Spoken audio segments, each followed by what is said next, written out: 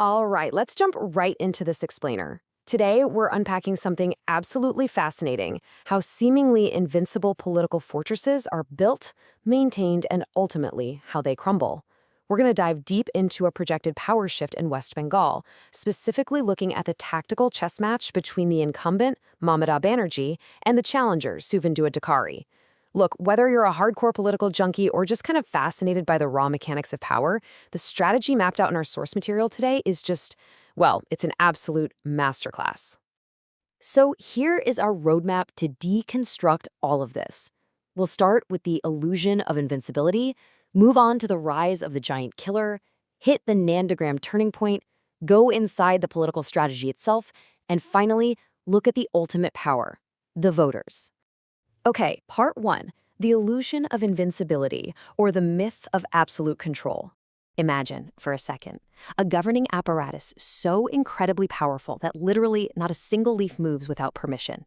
The source text describes the incumbent government in West Bengal as achieving this unbelievable level of micromanagement. We're talking every street, every single voting booth, and every local decision being completely tethered to the central leadership. Standing up to the establishment wasn't just hard, it was considered highly risky, and this projected a massive aura, this idea that the leadership was completely, utterly unbeatable. But as we all know, power is cyclical, right? To put things into perspective, before the current 15-year rule, the left held this exact same quote-unquote invincible fortress for 34 years. Think about that. The current incumbent actually broke a stronghold that everyone thought was permanent. And now?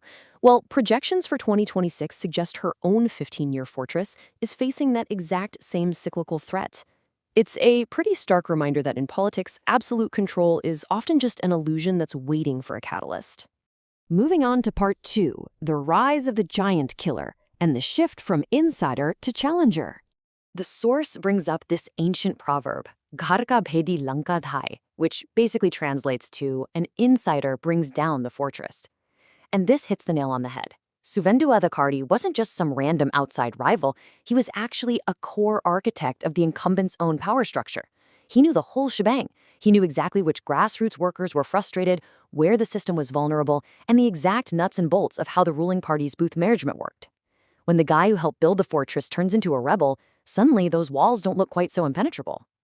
Now, this evolution didn't just happen overnight. The text lays it out as a highly calculated, slow-burn journey from the grassroots movements way back in 2007, leading all the way to a massive projected shift in 2026.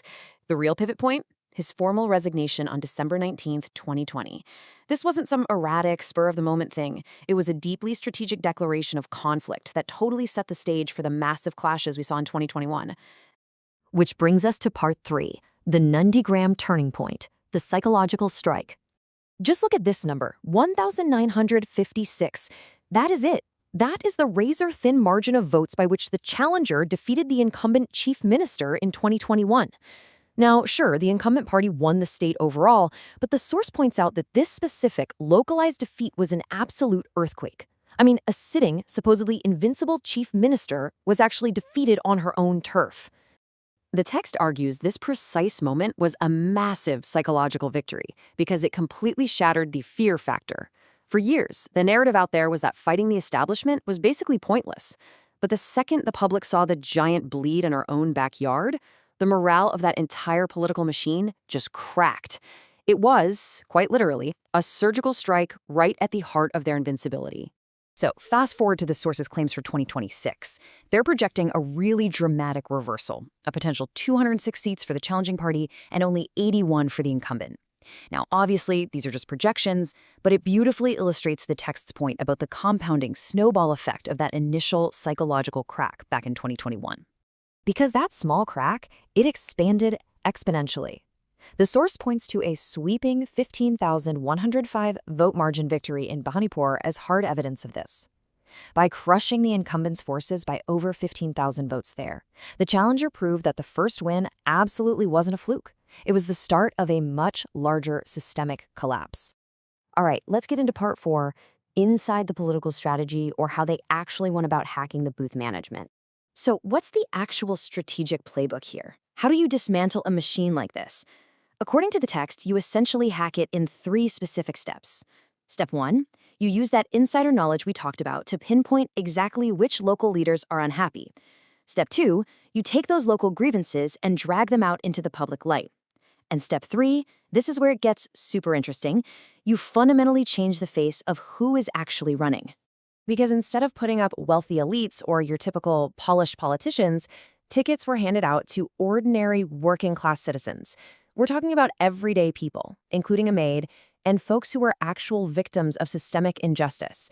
It's a brilliant framing tactic, right? Suddenly, it wasn't just politician versus politician. It was the everyday, common person going up against this massive, entrenched elite. The text also points out a classic political blind spot, mistaking a massive rally crowd for guaranteed votes. Let's be real, huge crowds can be manufactured through compulsion, fear, or just plain old monetary incentives. But the electronic voting machine? That is totally private. It's the one place where a citizen can express their silent, free will, completely hidden from the watchful eye of the political machine. And to back that up, the source highlights an absolutely explosive voter turnout of over 92%. When turnout hits numbers that astronomical, it's almost never because people are just content with how things are going. The text frames this as the silent, incredibly powerful mobilization of a motivated public, totally bypassing those loud, manufactured rallies to actually exact their will. Which leads us perfectly into part 5, the ultimate power. Voters, and the cyclical nature of democracy. The core philosophy here is that no politician should ever get arrogant enough to think they are permanent. The very second a political entity starts believing they're untouchable, whether we're talking about the Left Front for 34 years or the TMC for 15, the electorate is already gearing up to remind them that they are just temporary custodians. The public's will, that is the only permanent thing in a democracy. And this quote from the text just sums it up so perfectly. When you kill hope, the public changes the leader. Think about it. People vote for a leader to bring them hope and development. But when a system becomes entirely obsessed with just surviving and keeping control, it naturally starves the public of that hope. And when that happens, what do the people do? They simply fire the architect and hire a new one. So as we wrap up this explainer, I want to leave you with a question from the source material to really chew on. When all the dust finally settles, who truly holds the absolute power? Is it the giant political machines with all their money, their massive rallies, and their booth management? Or is it the silent citizen, stepping alone into the privacy of a voting booth, pressing a single button? Fortresses might look pretty intimidating from the outside, but their foundations rest entirely in the hands of the voter. Thanks so much for joining me today, and I'll see you on the next explainer.